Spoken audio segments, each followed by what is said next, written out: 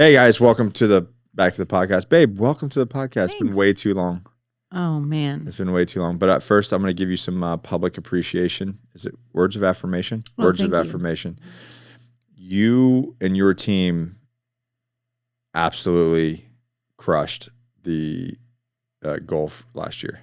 Slick Miss. I'm gonna give you some affirmation. Not Slick Miss. Like, yes, specifically Slick Miss. This obviously was the biggest Slick Miss we've ever had by far. It was ridiculous. It was awesome. The whole entire year, because I set a pretty big audacious goal, But you also put a really great plan in place. Your phase line approach is like where it's at. Yeah, but still you have to execute, and you guys all executed the plan, and we succeeded the goal, and now I made a new one. Double it. Yeah, I'm like, let's just double it. Fuck it, we're gonna double it. No pressure, guys. No pressure. But really, hats off to your team, because like third quarter last year was pretty wild to watch. Stressful, I would imagine. I mean, honestly, I feel like the uptick started second quarter or maybe second and a half. We started to really crack off. Honestly, I feel like part of it was just even into the summer we like launched After Action, and it just kind of went up from there. But the media behind it, all the videos, really fun stuff. It was just really cool to watch. So they did a great job. I'm super stoked. It was the first year that we've had a team. Yeah, we're gonna have to grow it. We hired 12 people. It's freaking insane. Buy Johnny Slicks, guys. Support American jobs, American manufacturing. We hired 12 people in 2023, and they make good money. It's not like it's not like ham and bean minimum wage stuff. No, we don't do that. No. Not that I have anything against minimum wage, believe it or not, because I started at $4 an hour. Right. Servers start at like $2 and plus tips, and if you don't make tips, I believe in a world that you work your way up, and if minimum wage is not okay with you, then I can get a skill and work your way up. Figure it out. Make it happen for yourself. No, there's no handouts. But no, we want to pay a national, above national average. We want to be on par with Home Depot, Lowe's, all the other people out there. So our minimum is quite high. So makes for a good working environment, doesn't it, Mario? You get a great health package. Your health benefit package is the Agoge. The gym. Here's your membership to the Agoge. Yeah. Figure it out. But anyways, the marketing team did an amazing job last year. We're running, basically two 7-figure companies and an 8-figure, and Johnny Slicks should break into 8 figures this year, and onward and upward, man. And you've assembled a crack team, Chief. It's the A team. Yeah. Now we're actually looking for the Johnny Slicks A team van. Yeah. Yeah. I can't wait. That's gonna be so funny. We're gonna make so many funny videos with that. That actually, we should do that. We should get the van wrapped, and then wrap it, and then put like the big off-road tires on it. Like I'm put doing that. Johnny Slicks A team on it. Yeah. Thanks for that. We're now we got to spend more money on a van. Great. Get the cheaper van so we can pay for the expensive wrap job. Yeah, and the tires and the lift kit and everything. Yeah, I like that. Anyways, so man, we've been having some great conversations, you and I. Yeah. Off camera. Right. Private shit. At home. And honestly, I think we had kind of a little bit of a breakthrough between us. We started really talking about what we needed for us to feel like we were in a better place. And we were just both so stressed. We bought a house in like the busiest time of our year. Well, I mean, you say buy a house. Buy a house is not really a big deal. People buy houses all the time. We bought like 4 houses in the matter of like 13 months. And it made it difficult to buy houses. That we want. Yeah. Yeah. And it was so cool though. I literally I don't think I've ever felt so excited as, well, I mean, I'm sure I have, but it was so meaningful. The whole thing with the house was like such a debacle, and it took us so long to get it all figured out and get it like organized. We almost lost it. We almost lost it. Yeah.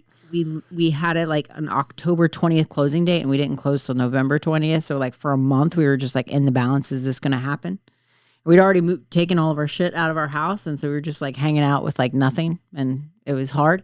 And I remember that like night that we finally like everything closed and we were like, let's move in. Like, I just want to get over there this weekend. I don't want to wait anymore. The entire team, I pulled up to the house and the entire team, like 25 something people. Some people were in the house just like taking loads of all of our stuff out and moving it to the new house. I'll say that it wasn't.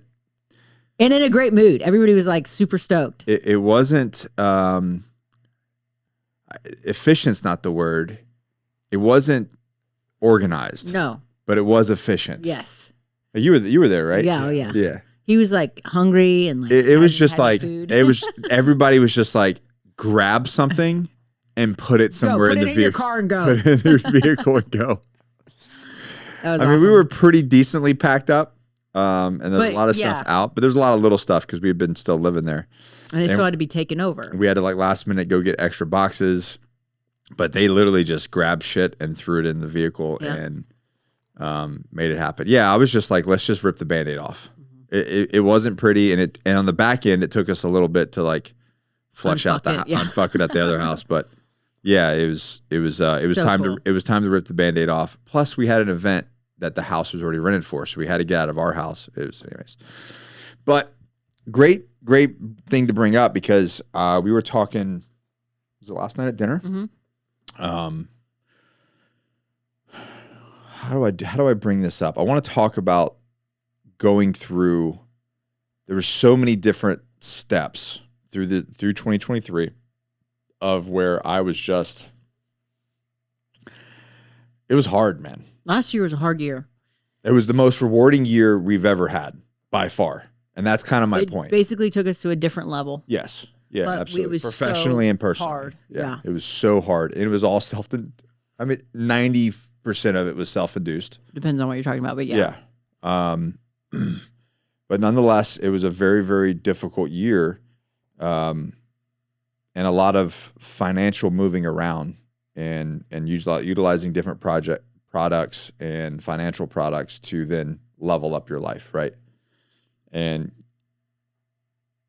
we were talking about at dinner, and we were talking about our 72-hour fast, and some breakthroughs you had on that. But yeah, which by the way, we had a 72-hour fast that we just completed last night. I don't want to get into that yet. Okay, we're not going to talk about it yet, but that is something we're talking about on this podcast is fasting. Yeah, and but you brought up basically doing hard things and going through all these different things that we could then the reward is on the back end. Anyways, your before I get into it, your perception of all of that, those miniature 90-day stints of 2023.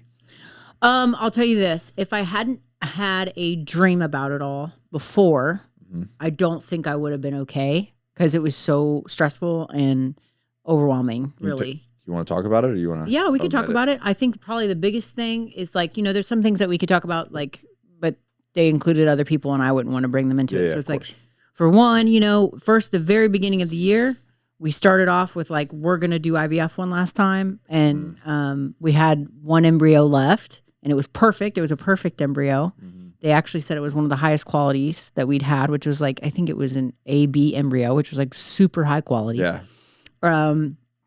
And they were like, this is going to be great. We're like, this is going to be the one and it'll be perfect and whatever. Before we even got to the clinic, we were like pulling into the clinic. I'd been on drugs for, IVF stem drugs for like 3 months, suppressing my ovaries. We're pulling into the parking lot. We're pulling into the parking lot to get the transfer.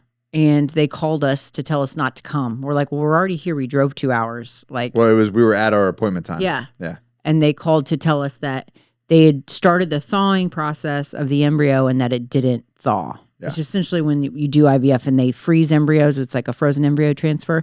They stick it in some solution that speeds up the thawing process, which this has just started happening not that long ago. They used to take a full day to unthaw, which what happens is when you unthaw it, all the cells expand and then they're able to multiply. And that's how you create a human. Well, when they unthaw it and they do this solution that's like causes it to thaw within 12 hours, it's super fast. They unthaw it that morning of your transfer.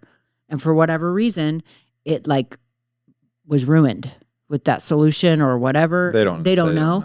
But essentially, it did not unthaw, so the cells didn't survive. Unthaw. And he on the phone, he said, "Oh, this is so strange. This happens less than 1% of the time, and for us, it's happened twice." Yeah, they've done this twice. This clinic. Yeah, and I'm like, less than 1% of the time, but we've got it twice. And that's less than 1% of the time for an embryo of that quality. Yeah, so it's really rare. Anyways, you guys can do the math on that. And anyway, you had a consult with somebody else. Yeah, and they were just like, he was just like, "Oh, super sorry. Like, good luck to you guys." Yeah. That was it. And then the lady, no follow up, no further on. Like, hey, we should do this. Let's do this. Let's what do you guys want to do? It was just like, yeah, it didn't work. Sorry, that's a weird thing, man. Second time. All right, bye. Like, what the fuck? I know, dude? And I talked to a specialist, and she had it was like an $800 consult. I just talked to her. They had sent all of my records to her. She reviewed them for a few days, and then we had this consult. And she said it is so rare. She said it's less than 1%. She's like, it's more like a 0.5%. Like, it's so rare that happened. And she said it's so rare that I would have done it again for you for free. I knew that. There's no doubt in my mind that it was negligence, and somehow both times. Anyways, not that we can prove. Yeah, but so that was tough. Yeah. Our dog had cancer and had to get his leg amputated right after.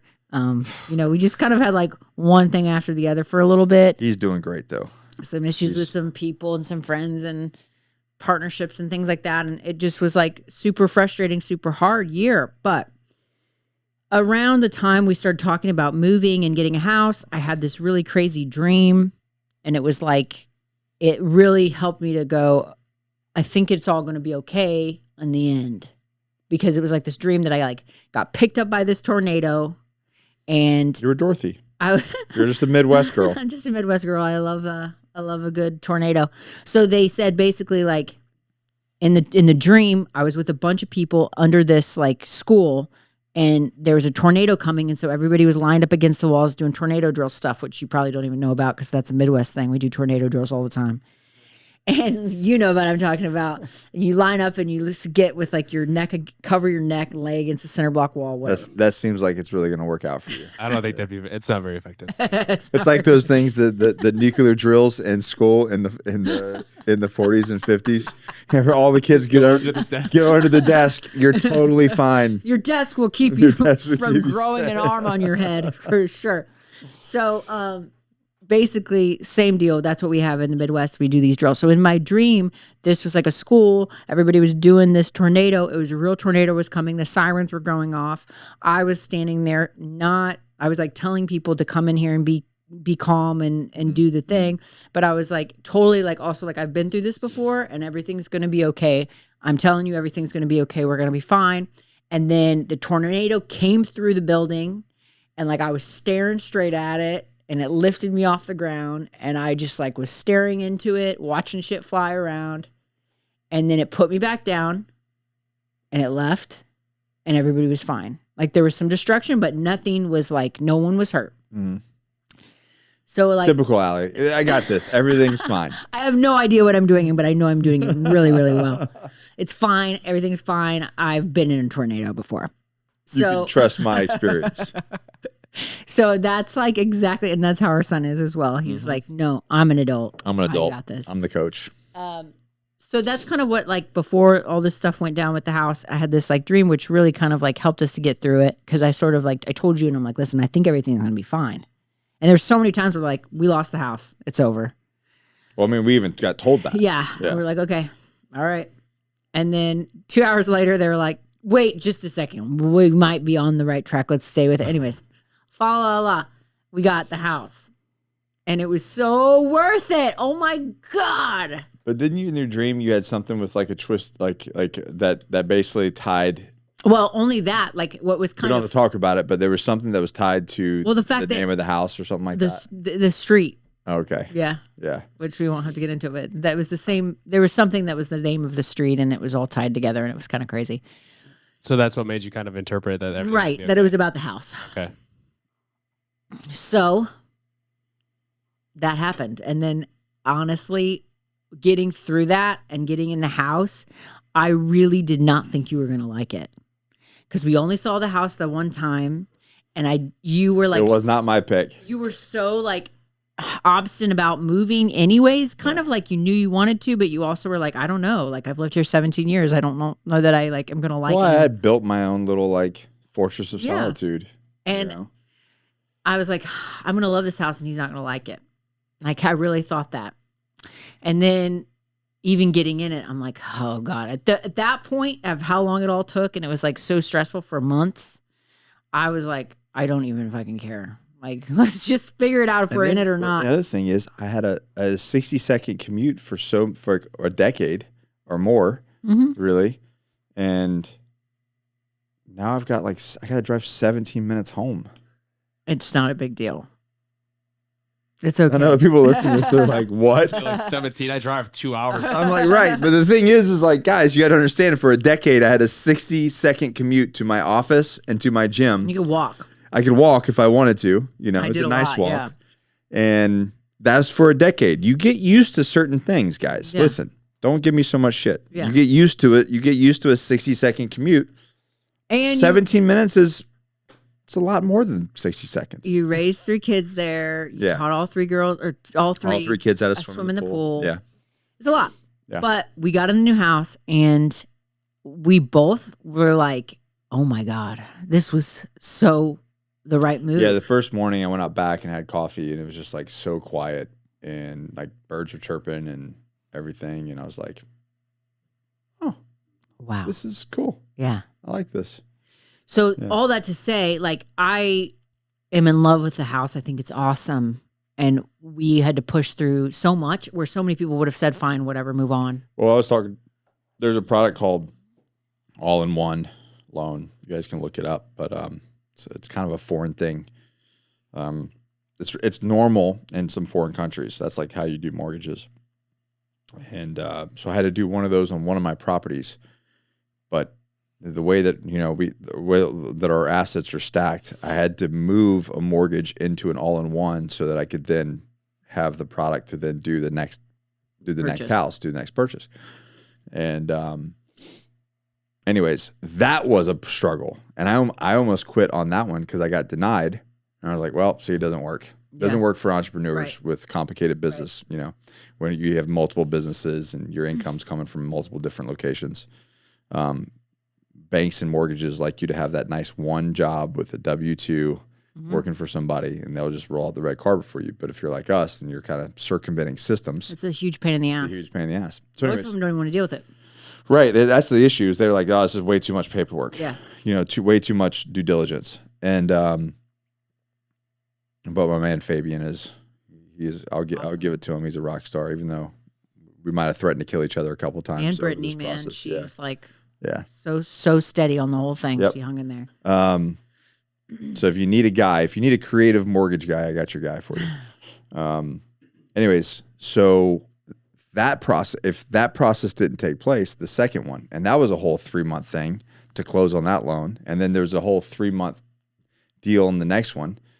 And, not to toot my own horn, but you even said it. It was like, if this was anybody else, they would have just pulled out because it's too much. Yeah. Took too long, too much, too many people involved, too many moving parts.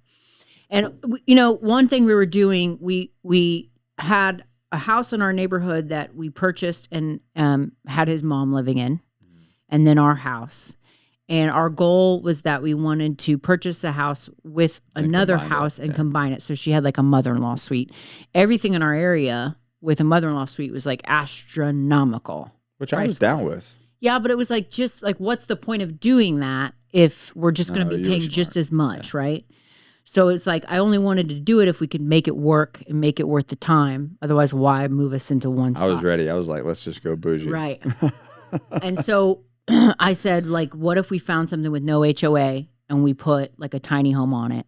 You started researching tiny homes and like realizing how easy it could be to do one. Mm-hmm.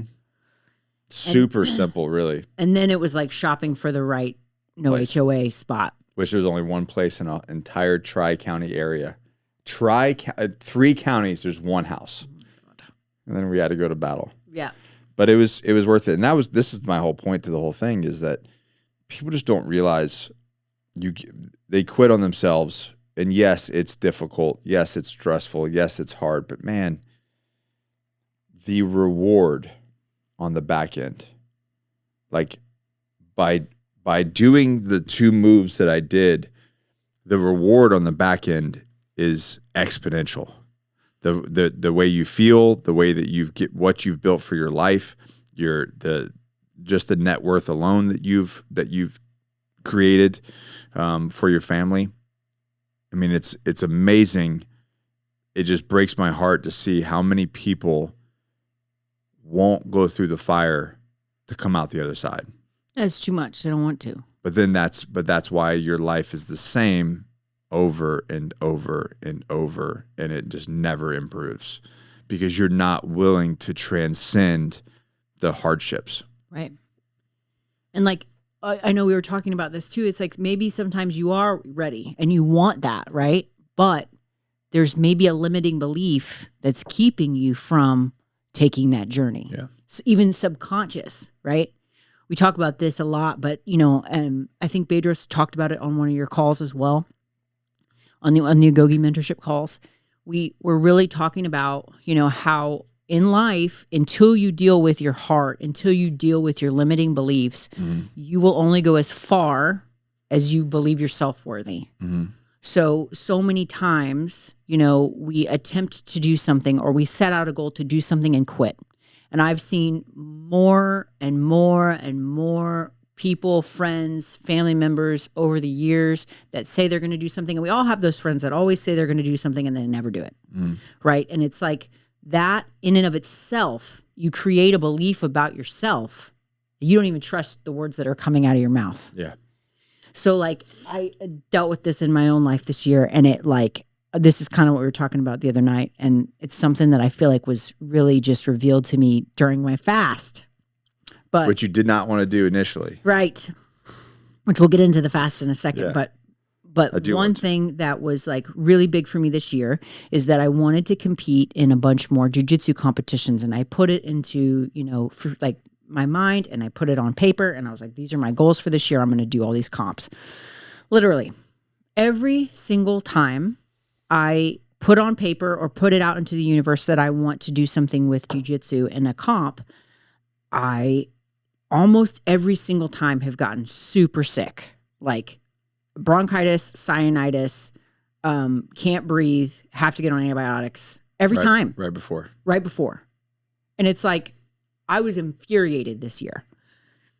My first one that I was supposed to do was in March, and I worked my ass off to do it. And then the weekend of, I just completely was wrecked, sick AF, could not function, coughing shit up, sick. And I was like, why? And the truth is I just get so serious about training, and I think that I have to push so hard. I train so much, and I am usually cutting for so that I can make weight. And then I'm overtraining, under eating, in a deficit. My immune system's weak and I get sick. It's that simple. Your husband does try to tell you this. You always try to tell me. Yeah. But there's obviously something deeper there. And that's what I was kind of coming to is there's something deeper, has to be, that why am I doing that? Well, you weren't thinking about deeper. This happened on the fast. Right. Yeah.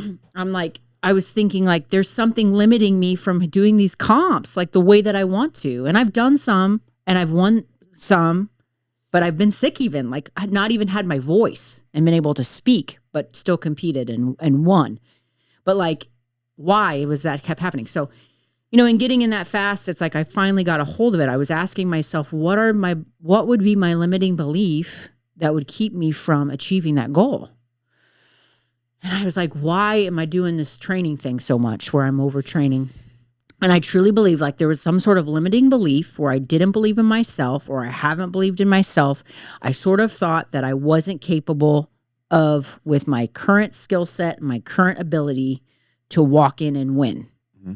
I feel or I felt or I believed that in my heart, I had to push myself harder and harder and harder than I ever had, harder than everyone else, to make sure I won. Mm-hmm.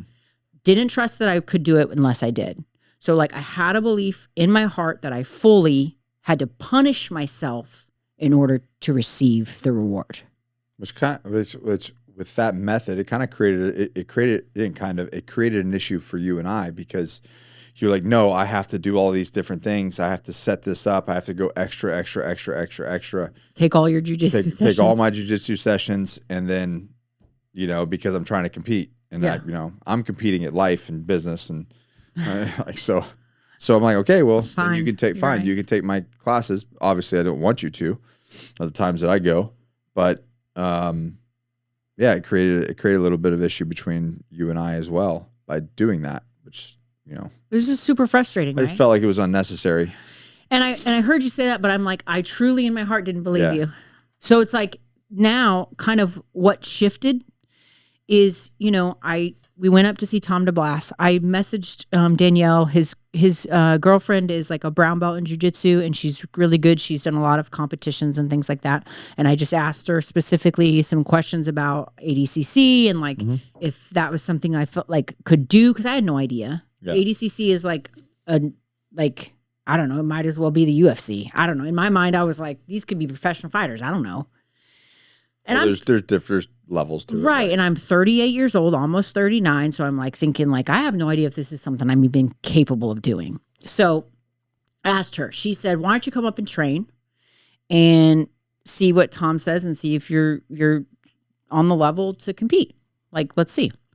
So we went up, and he put me in with Jaden, which is their brown belt world champ. She's like 22. She's like Jaden's a badass. Literal like death on wheels. Like it's like incredible. It was so fun. I loved every second of it. I mean, she just like she'd put me in a submission, and I would start to feel like, okay, I think I know what to do to get out of this. And there would be one right after it. She'd be like, she was like, I like to keep them stacked. So like just transition from one to the other. I'm like, oh, that's really cool. I like that idea. Get smashed by a 22-year-old. Yeah.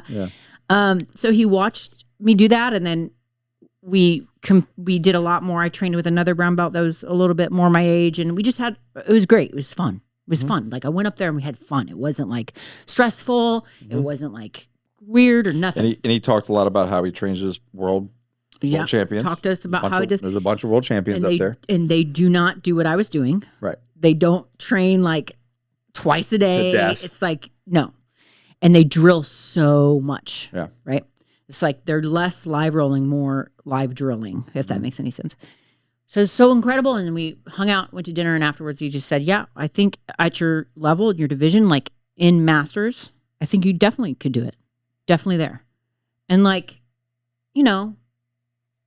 maybe he says that to a lot of people. I don't know. But the fact that like I had somebody who's like a world champion competitor watch me and tell me I was capable, it like made me go, how am I like listening to this person and believing what they say, but I don't believe in myself. Yeah. So that all kind of got opened this week for me. And it was like making me see that like really, truly, like putting myself in this position to like get hurt, which another reason why that I came to this is I dislocated my shoulder on Saturday, going fire hard with a dude. Which he was not his fault. It was completely my fault. Like I'm sure he swept me, and I didn't like break. I know who you were wrong with. Yeah, it definitely wasn't his fault. Never would hurt me in a million years. And luckily, like my physical therapist was actually there. He saw it happen. I went over to him. He was like, "I can fix that. Let's fix it." He relocated it, and then I realized, okay, I need to take some days off for sure, and like. Normally that would... you did not realize you needed to take some days off. That's so false. You were like... I rolled after I dislocated my shoulder for another like 20 minutes. You were like... And then you were like, I think I'm just going to take a day off and then I'm going to go back. I'm like, no, you're benched. You're like, you can't bench me. I'm like, I 100% can bench you.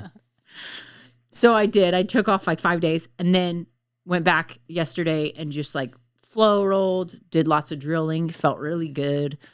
And then I came to all this. We hadn't eaten in 3 days too, so. Yeah. But I came to all this and it really like, it made me like, I felt like it was like a breakthrough for me to just understand that like I've lost trust in myself and belief in myself somewhere along the line. I know, in my younger years, I just partied my ass off and I was like party girl Allie. And I like took that on as my identity. And I was like, that was cool. Well, you had mentioned there was some trauma from divorce and different things. And that's the reason why you stopped taking yourself so seriously. And you took on, like you said, you took on a different thought of yourself, which, and the whole time we've been together, I was like, why? I was always pushing you to like, be more serious. To be, yeah. And not to be more serious as in like. No, about life. Yeah. And you're like, no. Like, I don't understand. Why do you see yourself this way? And in people, you know, as you age, you go through stuff, you experience things, and you stack baggage. Yeah. And that baggage creates a narrative in your head. And if you don't deal with that narrative, then you're gonna manifest your reality. Well, I really believe this was a breakthrough for me. And I know, like, for me, it's always been you that has pushed me to do hard things that I didn't want to do. And on doing it every time, what do I say? Babe, thank you so much for making me do it. Because I wanted to fast last year, and I could have just done it. But I know that with where our life is, it would be very difficult. I'm not saying that it can't be done, and I'm not saying that I couldn't do it. But it would be very difficult if I went solo, and you know, especially how much we work together, our life together, the way that our ecosystem works. It would have been very difficult for me to do that. Can I tell the secret, like the truth, the secret? What's the secret? Do I know the secret? I'm sure you know the secret. Here's the truth. Nick's a fat kid on the inside. Oh, for sure. Yeah, for sure. Like I'm really, and that was kind of the reasons why that I wanted to do it, is because, you know, not that I have like an eating disorder, because I don't.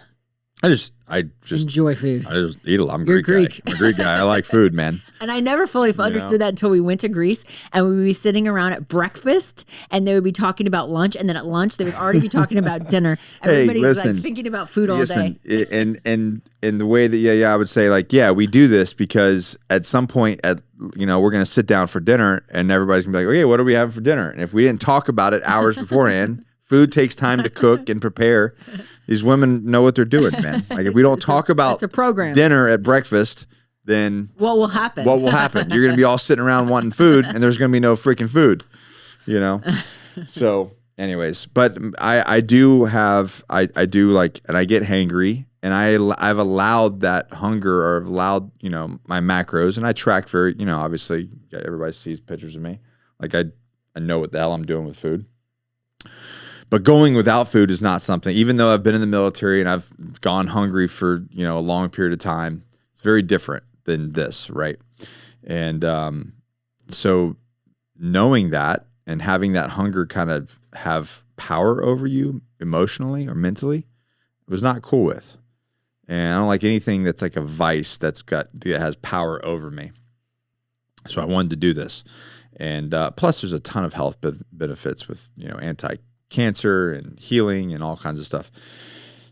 But nonetheless, I wanted you to do it with me. And last year you were like, fuck no, I'm not doing that and waste all my, how much, you know, how hard I've worked on this body and on this muscle. I'm not doing that. But this year I talked you into it. And I don't even feel like you really tried to talk me into it. You just told me you were doing it. Yeah. And you were like, yeah, I'll do it with you. And I was like, whoa, okay. All right. I just knew that I needed to do something different. I needed something because I've honestly felt like I was been stuck for like almost probably 8 months. And the third day you had like a really clear huge breakthrough, and it was like in the final hour. Yeah, it is an amazing thing, and I'm not saying that people should go out there and starve themselves, by no means. But there's a lot of, I mean, if you look at like historical religious backings, there is a lot of it, and it talks a lot about clarity, and it talks a lot about just kind of recentering yourself. And you do get a lot of clarity. Your brain does do, when you don't have to prepare and eat food and consume, your body's not digesting food. On the mental side of things, there's some things that happen that's pretty amazing. Right. I mean, I'm not a doctor, so I'm not going to get into on this one, talk about fasting. There's a lot of things that happen. There's a lot of studies out there that happen with fasting on the medical side, the health side. But on the mental clarity and the energy, and then the just kind of what happens, how you process information is pretty remarkable. And it makes sense how like you read in history books about people going through fasting, and a lot of different cultures have fasting in their cultures for specific for that specific reason alone. There's a lot of weight to it, and it's definitely Catholics do it, Jews do it. So now that I've done it, I can see it. There's not this like daunting, scary thing that it is. It's not really that scary at all. And even though, you get hungry, but it's like you said, it's like, this is just a sensation. Like, you're not going to die. And I think that is one of the biggest parts of it that people don't realize, that you give so much weight to these other things. And this is the reason why people don't do challenges. They don't do ice baths. Because it literally, they give a sensation that is uncomfortable and it doesn't feel good. So they don't do it, when literally it is not going to hurt you. It is not going to harm you. But did you die? Yeah, and like you're not in dire need of, like, you're not going to die. It's nothing bad is going to happen to you. Getting in an ice bath at 30-something degrees for 3 minutes is not going to kill you.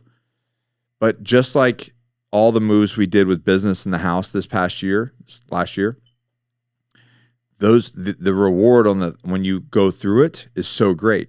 The same thing with a 3-minute ice bath. When you get out and it was uncomfortable, but afterwards you feel like, oh my God. And anybody that's ever done it, on the backside of it goes, holy cow. First time I'm not in pain, like no inflammation, and I can I got this energy, and I feel amazing. And the same thing with the fast. Like, you get through this clarity, you flush out this inflammation in your body, you drink a ton of water. You get this clarity about your life. And on the back end, it was uncomfortable. On the back end, there's this sweet reward. And there's so many people that are just not willing to do the hard thing to get the reward on the other side. Because they're consumed by this feeling or sensation that they have. This fear or this hunger or this uncomfortable, this physical, uncomfortable that they feel. Anyways. They say it's the strongest desire that you have is hunger. And like, I could see some people argue that it's sex, but here's the deal. If you withhold sex and food for a week, what do you think you're going to want more? A fucking cheeseburger or to get laid? I'm going to want to get laid. Let's be real. No, I'm going to want food. Food, right? So it's like, And then. Yeah. When your energy's back. And when my energy's back. Yeah. Well, so I think the reason why I didn't want to do it originally, because growing up, fasting was a thing people do in church, and things like that. And I did do several fasts. Like when I was young, for 2 years, I did a no sugar. I did one when I was 16. We're talking about that. Like people remove certain things. Not the same thing. Not the same thing. At all. Yeah. It's a good restriction thing. Especially like, hey, if it's like the thing you deal with the most. Yeah. Right? Like my next one is going to be a 30-day no caffeine stint. Yeah. That's going to be rough. That's going to be a kick. I'm feeling that's going to be rougher than this one was. That's going to be a kick in the dick for sure. But I kind of was going into it thinking the health benefits, and I even just pulled it up because I wanted to kind of share. I thought it was kind of wild.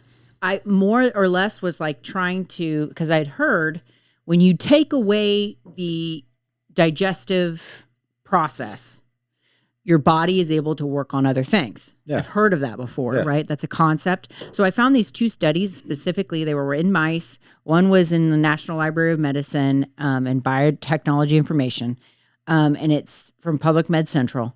It basically said fasting before or after wound injury accelerates wound healing through the activation of proangiogenics, MCO1, whatever. Okay.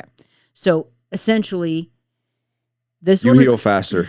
You heal faster, right? And so they did it with mice, and they did it for like 2 groups. One group, they did it where they only would do on the 2nd, 6th day, they pulled food for 24 hours after a wound. And then they did a second group where they pulled it for like the 2nd, 6th, and 8th day for 24 hours. And essentially, it's kind of wild. What they said happened was the longer one was even higher. So when they did it to the 8th day, the healing was even more so, because it said the last day, the 8th day that they pulled it, It had higher levels of collagen disposition and greater number of proliferating cells. So there was dermogenous regeneration on the wounds. And I can give this to Mario to show these little slides because it's wild. There's controlled wound healing, fasting. What was the injury again? Labrum? Shoulder labrum? No, this one was just wounds from a burn. Oh, okay. Okay, so this one was like a wound that was a burn that was on the mice. They did controlled group with nothing, then the fasting for day 2 and day 6, and then the fasting for day 2, 6, and 8. The fasting day 2, 6, and 8 had the most because it was basically all these collagen cells were regenerating and the bodies were able to heal that the wounds were like gone. Okay, crazy, right? The second study I looked at was intermittent fasting promotes repair of rotator cuff injury in the early postoperative period by regulating gut microbia. And how much do we hear about gut health right now? Like it's like crazy. So this one was stating basically they did intermittent fasting and it was just during the postoperative period that it worked. At a certain point, basically after 8 weeks, there was no help. It was just the first 4 weeks. Initially, intermittent fasting with the first 4 weeks of the postoperative healing of a rotator cuff of mice, it helped them to heal and the injury to heal quicker with it if you did that in the first 4 weeks. Yeah. So I was like, okay. I read those. You said you were doing it. I was like, okay. So that means I will see if this helps my shoulder to heal a little bit. So I thought I went into it with that, right? I'm going to heal my shoulder quicker and get back to jujitsu or whatever. Coming into it, starting it, we basically had 2 different methods. You kind of went out and just got Chinese food and like, I'm going to eat whatever the night before, which probably did you better. I didn't do that. I ate early. I probably should have eaten later. And I was like, just ate my normal stuff I eat. I didn't really do anything crazy, which I do think that could have helped my blood sugar if I'd done what you did. But essentially, get on the fat guy train. We just did water. We did like a little bit of almost like a sugar-free Gatorade for pre and post workout to go on more sports. Like GNM. Yeah, BP and It's kind of like Gatorade. Like no, definitely not. No? Gatorade's horrible. Oh, sorry. Yeah. Sorry, BPN. Go on more sport. Gatorade's got like red dye 40 and all kinds of chemicals and it's shit. Essentially it's an electrolyte boost. Yeah, it's just yeah. And so we did that for pre and post workout. No, just pre for me. Okay, I kind of drank it the whole time. So I drank it and like you're a sipper. I'm a sipper. You won't chug. I'm like, chug it. You're leaving. It's going to the like, bottom. I'm going to accept this longer. Yeah. And then we did bone broth. Yeah. Which also has collagen. So started out first day easy. Yeah, we were fine. Not a complete like traditional, as in like nothing but water. Nothing. Yeah. We did do a little bit of collagen, which I there's a bunch of studies out there. I think you're like we were talking about on the Tactical Empire group the other day. It was weird. They brought up fasting this past Wednesday, and they were talking to the group about it, and they were like, basically the studies, like you're splitting hairs, like you're at like the 95 percentile, and then basically the conversation is, is bone broth breaking the fast or not? And they're like, dude, can I have bone broth? Yeah, you're splitting hairs. You're in the micro thing. Like, does it really matter? Probably not. You know what I mean? It's like you're talking about 10 to 20 calories, and it helped me. I know that. Like, I know that like by just having that little bit of protein. Basically, a lot of studies are just saying like, if you're going to do a longer fast than 24 hours, like it does help with like muscle wasting and things like that. So we did it. Yeah. And then second day, evening, rough. We were struggling. Yeah, that second night, I was like, I could definitely go for a meal. I'm hungry. And you're fine. There was like 20 times where I'm like making something for Dimitri to eat where like I almost just popped something in my mouth. And I'm like, no, I can't do this. Then third day, fine. Yeah, last night I was hungry, but I honestly could have just gone to bed. Yeah. And woke up next morning and had breakfast. So I could have extended it even one more night, which next time maybe I will. Maybe I'll have a dinner, do 3 days fasting, and then wake up the next day and have a nice breakfast. It was fine. Yeah, we were fine. I'll say this. I for me, I don't know about the physical stuff, but I can say for sure had this like really big mental breakthrough that I've been struggling with for like 8 months. And that was it. What was so rad to me about the whole thing was like, because, you know, all through, so go ahead. No, I was going to say, so just to clear that up, because you didn't really say what it was. There's so many people out there, particularly women. I'm going to throw women under the bus here. Women have to have this like 30-day, they have to have a challenge, 6-week challenge, 30-day challenge to do something for themselves. Some women, yeah. Majority of women. Yeah. I've ran the Agoge for years. Yeah. I know. They're like, what are you doing at 30 days? I mean, we're not, because you stop. Like they get on the 30-day challenge, and they get off, they'll gain weight back. And then when the next 30-day challenge came back around, they wanted to jump back on again. I was like, well, why didn't you just jump on with coaching and just do this consistently? And like that way we can like build. Recomp. We can build your life around training instead of doing these 30-day challenges. And I get there's always this thing like you want to have a goal to achieve, and that's fine. But you were kind of doing the same thing too, where you're like, I'm going to have this competition. I'm going to kill myself to this competition. And it always drove me kind of crazy, because I'm like, why can't you just, let's just be your life. Like, why can't we just do life and do this the way, and then do the longevity of it? Mm-hmm. And so you were praying for me? Yeah, I was praying. And you even said that with your physical nutrition, like, or your nutrition and training with our coach, is like you were really pushing back initially.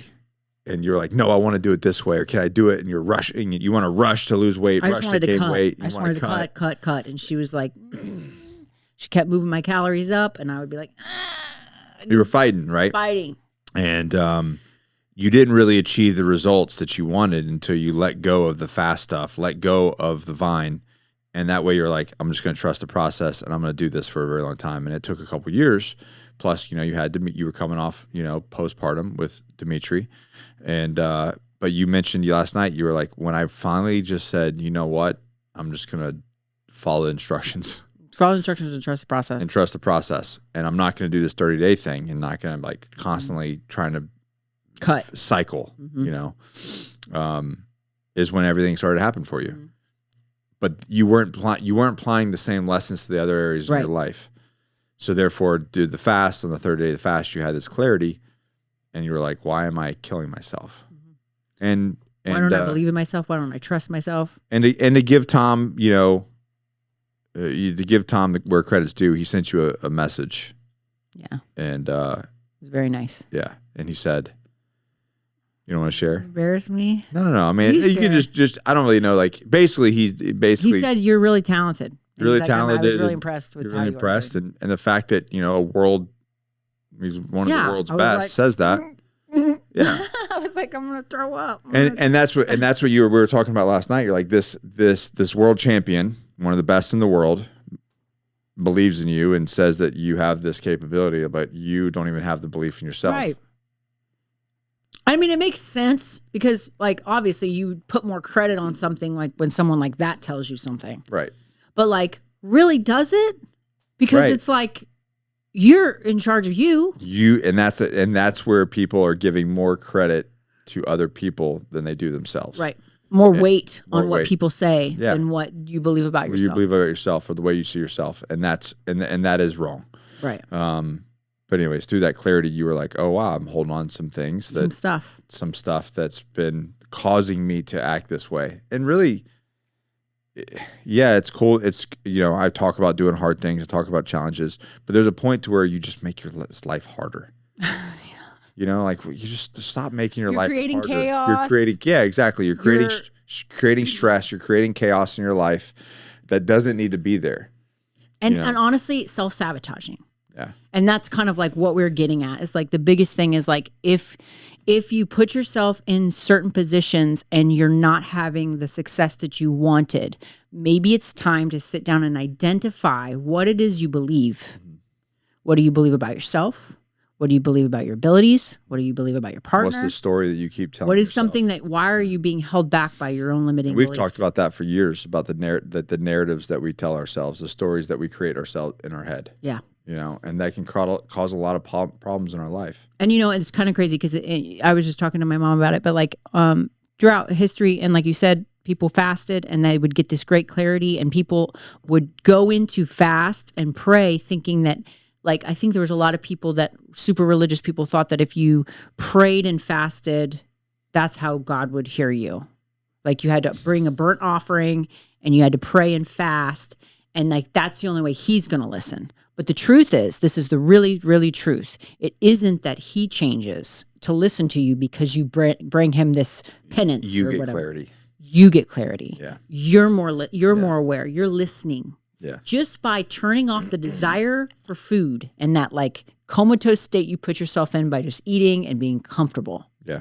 By just diving into I'm not comfortable, you're just a little bit more heightened sense of awareness to your own heart, to the things going on around you. I felt so much clarity during that just 3 days. It was wild. I was like, man, I just felt like I was having so much things coming to me that were like creative ideas and things. I'm like, man, this is kind of nuts. But it's just because I think I've used food, and you said this too, as a crutch. To like, I'm bored, I'm tired, or what. Like, I got to get my macros in. Yeah, just I have to eat something thing. and then be kind of chill. And it does just even your blood sugar. So it's like, it's interesting to think about that, right? When you're like going through anything, if you feel stuck, maybe it's time to evaluate. Is there something? Take a step back, evaluate. Is there something that I believe that's causing me to continue to have this problem, to feel stuck? Or is there maybe something that, do I just need to be in tune? So now you're more comfortable with like, no, I'm going to trust the process. This is a long-term thing. This is not a 30-day, 6-week, quarter. Right. Like I'm going to do the work, but and again, I talk about it all the time. Like you have to be addicted to the journey, the process, not the results. The results are the results. Just the work. It's just the work, because first of all, the goalpost is going to move. So when you get to the point of arrival, which there is no point of arrival, that goalpost will move. So we reached our goal. What did I do? I moved the fucking goalpost. Oh shit, we hit our goal. Congratulations. Guess what? It doesn't stop. Yeah. Hey, great job. We won. Guess what? The goalpost is now double the distance. And I think people and yourself, especially with jiu-jitsu and the competitive nature that you have, like I was always willing that you would just trust yourself and trust the process more than like forcing things to happen. And like, no, I have to go like 47,000 times a day and train 10 hours a day. And I'm like, and lift and sweat and go on 10 walks. And it's like, and because I'm 39, I got to keep up with everybody. And then you get yourself sick. And I'm like, let's just do life. Let's just make this life. And when we make this life, it's just part of the process. It's like now you're just training when you train and you drill and you do the things because it's what you do. And it's enjoyable. Yeah. And now your life's will be way more enjoyable in that aspect. I mean, you've said it forever with the Agoge, because you have people that are like doing this thing where like, especially trying to get in the military or whatever, they just run till they throw up and just trash themselves in the gym, thrash and like all this stuff. It's not how professionals train. And it was interesting because Tom in one of the classes up in New Jersey talked about that. He talked about how he trains his world-class athletes. And it's just consistency. It's not like I'm going to thrash the piss out of you 24/7. Right. It's just consistency over a very long period of time. And then, and strategy. Like that was the one thing I took away from it too. He's so strategic. I mean, he was even telling us, he's got people that he sends in to do stuff, and their strategy is to bait people into certain things so that they maybe even lose a point. But and that's why I like, we talk a lot about jiu-jitsu on the podcast, but that's the reason why that I like it, because it's so much strategies. It is a base, and jiu-jitsu is an analogy for life. Because there's a problem that you have to solve, and you don't get good at it overnight, right? And it sucks. But I've ran the exact same play with all of my businesses, and they've all grown to now we have, about to be an 8-figure business and 2 7-figure businesses approaching 8 figures. This was not luck. It was not. All of this was very strategic. And it was doing the daily work every single day on a phase line approach to hit a goal, and then you move the goalpost, and then you do the whole process over again. But there was no sprinting. There was, I mean, it looks like a sprint, right, from the outside. Yeah, it looks like oh, you're an overnight success, and everything happened overnight. Your physical transformation happened overnight. No, there was years. Yeah. It was years of work, years of doing the consistent thing over and over and over to make the long term happen. It's a marathon, not a sprint. So last thing I kind of wanted to share was like, Please talk about the video. What? Are you talking about the video? What video? The stupid video that some girl made and with like talking about the way. Oh yeah. I mean, it all ties in. I want you to talk about that because that bothers the shit out of me. It's super hard, and I don't want to offend anyone. I don't give a shit, man. A friend posted a video. I saw it. It wasn't her video. It wasn't her video. It was a person online, but she shared it because she thought it was good, right? And I watched it, and I literally felt it in my soul because I used to think the same way. Yeah. So it was a chick that was just 98% of the population thinks this way. Right. She said, I'm not going to spend New Year's, talking about like new goals. I'm not setting any new goals that I'm not going to stick to. I'm not going to do any fasts or cleanse and like deprive myself of delicious food.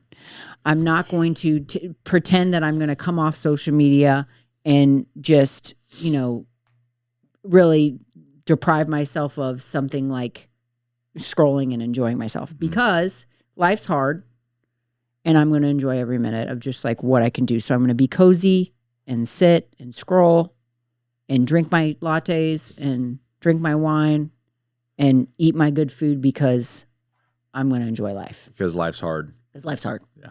No need to make it harder. And I like in my heart, like I had that, I believed that for years. She said, this is the other thing that really just, she said, I'm not going to break my body off doing workouts to achieve things to try to achieve things that my body would never be capable of accomplishing. That was the one that was just like, oh, gross. Because it's like, there are so many people who believe that. And I was 100% one of them. Like, I remember thinking like growing up, I loved sports, but I wasn't that good. I was okay. But I wasn't in like the right sport. Because I was pretty athletic. I was very good at lifting weights. I was very good at fitness stuff. 5'4", you're going to play volleyball. I was like, tried basketball, tried volleyball, tried soccer. I'm like, I don't know that these are my sport, but I loved lifting weights and I was very like athletic and competitive. You wanted to wrestle with your parents. I wanted to wrestle, but in the 80s, not a lot of little girls were wrestling. That wasn't a thing. And your mom was like, hell no. But I got to go to all the practices and run around with the boys, so I loved it. Yeah. Found a sport that I was interested in at 36. I think the first time I tried it, I was 34, but then got pregnant and had Dimitri. So I waited until I was 36 to be consistent and get into it. 6 months after he was born? Yeah, 6 months after he was born. Freaking loved it, right? Challenged myself more than I ever had, more than I ever thought possible. And like, now I'm just at it, right? Well, 5 years before that, I was like, I'm old now. This is it. Life is hard. I'm just going to enjoy life. I'm going to drink my wine. I'm going to scroll on Pinterest and play on games on my phone. Mm-hmm. And I'm going to just exist. And just chase comfort. And chase in pleasure. Yeah. Because it's like, why do I want to do that to myself? Like, let's just be low. Mm-hmm. Like, I remember literally telling myself that same thing. Yeah, you deserve it. Right. And I was so depressed because I hated that idea, but I also accepted it. And you were like, this is my body. This is my body. This is how it is. I can't get the fat off. I work out all the time. Well, no, you can't get the fat off living like that. Yeah. Drinking beer and eating chili. Yeah. It's not going to happen for you. Chips, guac, chili. I mean, it's the Midwest shit. Cornbread. What do you... Yeah. Yeah. Oh my gosh. So like that super bothers me, right? Because it's just what you're talking about. Pushing through something hard, finding the thing that defines you, finding your purpose, right? Really took me becoming a mom to find my purpose and understand who I was capable of becoming. I wish I could explain that. I wish I could give that feeling for half a second in a bottle, just so people like a taste. Yeah. So that they would go, oh, the hard way is the way. Yeah. This is the way. I want that. You know? And so what I was going to actually talk about was that for our kid, right? Yeah. Because our child is way different than what we had growing up. Like, we have created a little person. Well, I mean, yes and no. Like, he's very much a kid of like, obviously he's born here now.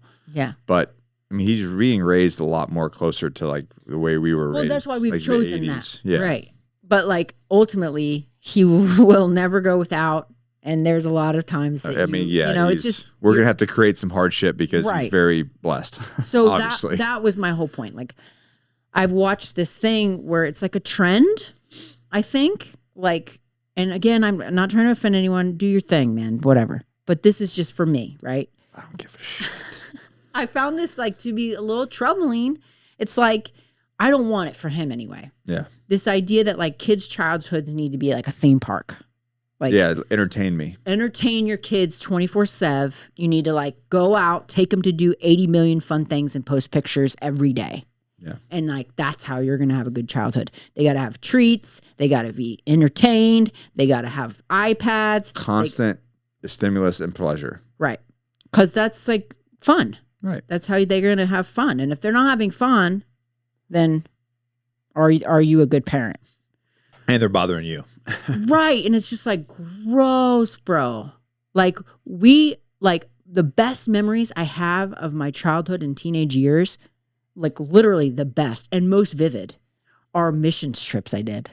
Like, into foreign countries and third world countries where people had nothing and working to make their lives better. And it made such an impact. I loved it so much. The hours spent playing a video game, the hours spent watching TV, you're not or going to a theme park, or they're never going to remember any of that stuff. Well, very careful there, because if you're poor, I'm going to give you a little Nick history. We got taken to Six Flags when we were kids, me and Chris. God. Yeah. And we thought we were kings. Oh my God. We're like, there's places that exist like this. What?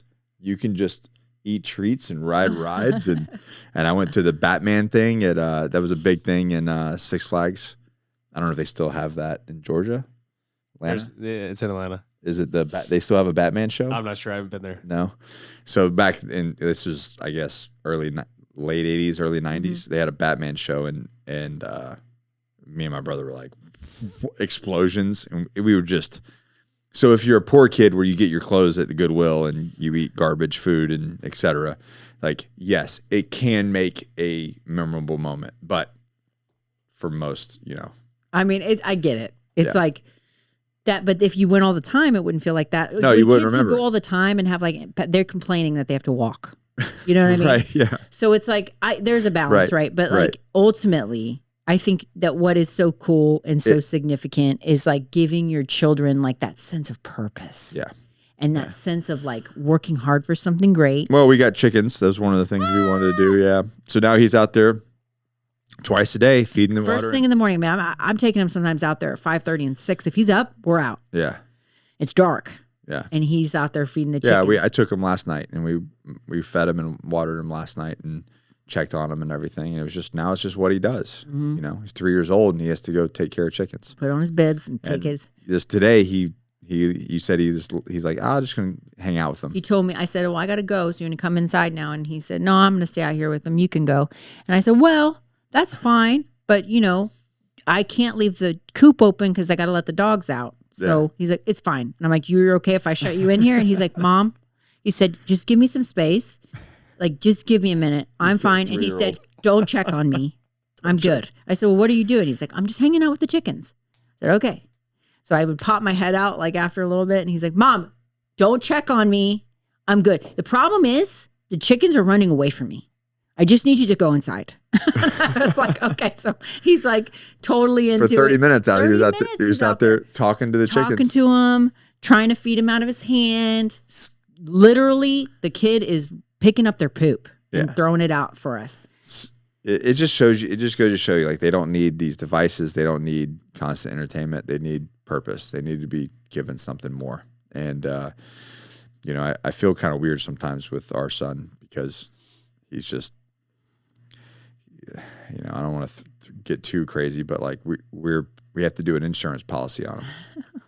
And so we go through the process of the insurance policy and to throw money in this policy and kind of infinite banking concept and for him. And we can't get him a policy because he's never been to a doctor. I'm not sure if you should say that on the air. I know. I feel like they're coming for us if they don't already know. Like they know too much. Yeah. They know too. They know too much. But the kid's never been to a doctor, and I'm like, oh crap, I got to find a doctor. And you know, I started looking into it, and do you know that I don't know exactly the number, but it's like like by the time they're his age, it's an astronomical amount of vaccines. Yeah. I'm not going to get down the vaccine. I'm not necessarily an anti-vaxxer. I just don't think that you need as much as they say. Especially not right when you're born. Right. Like when we were kids, there were like 11 vaccines. There's something like 180 now. Anyways, by the time they're 3, I looked at this. It's 2 a month. 2 a month by the time they're 3 years old. So you do the math on how many vaccines that is. And I was like, this kid has never been sick. He's gotten the sniffles a couple times. Mostly centered around teeth coming in. Mentally, honestly. yeah. Mentally, he is, I mean, Mario, you've been around him like a ton. Like the kid is just cognitively like... The kid's crazy. He's crazy, right? Yeah. Like he's having like, what did he say the other night? You said, Mom, matter of fact, I said, listen, we need to talk about it. It's not cool. You're like, this is not cool, Dimitri. And you're like, man, he's like, matter of fact, Mom, it is cool. A 3-year-old, Mom, matter of fact, it is cool. You don't know what you're talking about.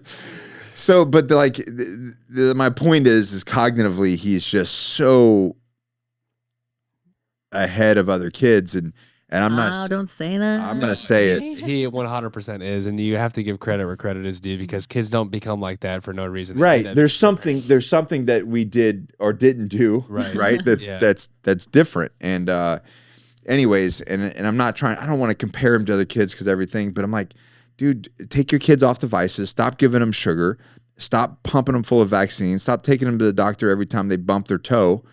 You know, go outside and then put those kids outside and see what happens. Yep. You know, just stop.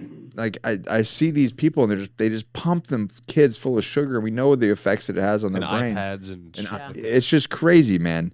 And they're so overstimulated to where I've watched kids take their iPad or take a phone away and they just implode. Yep. They just fall apart. And I'm like, and literally, I remember, you know, there's kids that come to jiu-jitsu and they get on an iPad, and Dimitri's like, "You want to play?" Because he's in a world where you like, oh, we got kids together, let's play. And they're like, no, I want to play this video game on my iPad. He's like, what the hell? You know? So, anyways. Yeah. I get it. Kids will literally be happy with a fucking pile of dirt. Right. Like me and my brother, that's what we were like, oh, sweet. Like we can do all kinds of things with this pile of dirt. Yeah. You know? He wants us off our phones. Right. You know what I mean? That's when we're working. Yeah. He's like, hey, put your phone away. He's like, hey, Mom, can you put that away? I'm like, oh shit. Yeah. Meanwhile, you're the marketing director for, you know. Yeah. But it's exceptional to like kind of know that when your kids do hard stuff and they have to like see themselves accomplish something, sets them apart. Right. It gets them on a track. Because they see us doing it. Like I remember he gets in an ice bath. I get in an ice bath and he's like, you can do it. He's like, just breathe that. You can do it. He's like, this is good. I'm like, kid, you're hilarious. What's funny is like the other day I was in the traffic and I was so frustrated and I was cussing and stuff. And he said, Mom, listen, take a deep breath for me. Take a deep breath. It's going to be okay. It's going to be okay. He's so weird. Anyways, yeah, man, you're all of it, right? It has to do with you doing it. And then when you do it, your kids will do it. And the reason why I talk about it, because it is so rewarding. And I just want people to have a really purposeful and quality life. And what the system and society is preaching, what they're giving you, what they're setting up for you, it's not for your benefit. And you know, if the more you pull back the layers, the more you realize like, oh, wow, it's not for our benefit. They don't have our best interests in mind. And it's actually the opposite. It's the opposite of doing all the difficult things, the uncomfortable things, putting yourself through the fire. That is what's going to make your life better. You know? Yeah. And you are capable of doing it. Absolutely. And every single time you were given, we were talking about this by the fire one morning. Your creator has internally built in everything that you need to make it happen. Make everything happen. Make everything happen for your life. You were born with it. You were born with the ability. You were born with the divine ability to achieve greatness, to be great, both physically, mentally, and spiritually. It is built, hardwired, built into you to be amazing. You just have to water it. Yep. We limit ourselves. We let people around us limit us. Yep. Anyways, well, babe, thanks for coming on. Thanks, babe. Congratulations again. On? Everything. Oh, congratulations to you. Yeah, I mean, whatever. I mean, I just, you know, all the different departments and all the different companies are doing just amazing stuff, and your department killed it. And you guys got a tall order this year for Johnny Slicks, like a very tall order. I know, we're working. So, go support Johnny Slicks, guys. And if you're looking to get into the Agoge, is there a link below, or just go to theagoge.com? No, there'll be a link below for you. DM me, DM Nick on IG. Yep. Subscribe. I get you in there. Share. I have a handful of female clients, and I have a little space for a few more. Do you? Ooh. How many do you want to take total? 3 more. 3 more? Mm-hmm. So if you're female, Allie's taking 3 more clients. Boom. I'm always taking tier 1 clients, but only tier 1 clients. But the Agoge's open, man. We've got all kinds of people, man. It's growing so much. We're building a freaking army. Yep. We are building an army.